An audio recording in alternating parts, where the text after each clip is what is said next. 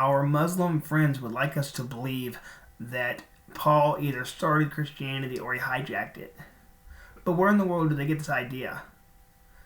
Why do they not actually understand that, I don't know, perhaps, the founder of Christianity was the actual man whose name it actually comes from, which would be Jesus Christ. But Muslims do not hold this view because Islamic theology dictates that all the prophets were Muslims, which is actually not correct, because we can go back in history and see that both Moses and Jesus followed the Jewish law given by Yahweh. And I want you to know another thing with regards to how Islam views history. They have a narrative that they superimpose over history, and if history does not line up with that narrative, they cast it aside. But I digress. I want to explain to you that Paul did not start Christianity. And to do that, we need to look at Acts chapter 9, verse 1 through 9. It says in verse 1, "Now Saul was still breathing threats and murder against the disciples of the Lord. He went to the high priest and requested letters from him to the synagogue in Damascus, so that if he found any men or women who belonged to the way, he might bring them as prisoners to Jerusalem. As he traveled, he was nearing Damascus. A light from heaven suddenly flashed around him.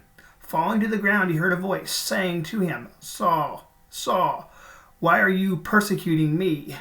'Who are you, Lord?' Saul said." Catch this. "I am Jesus, the one you are persecuting." He replied, "But get up and go into the city, and you will be told what you must do." The men who were traveling with him stood speechless, hearing the sound, but seeing no one. Saul got up from the ground, and though his eyes were open, he could not see anything. So they took him by the hand and led him into Damascus. He was unable to see for 3 days, and he did not eat or drink. Did you notice what it said in verse 1? Now Saul was still breathing threats against and murder against the disciples of the Lord.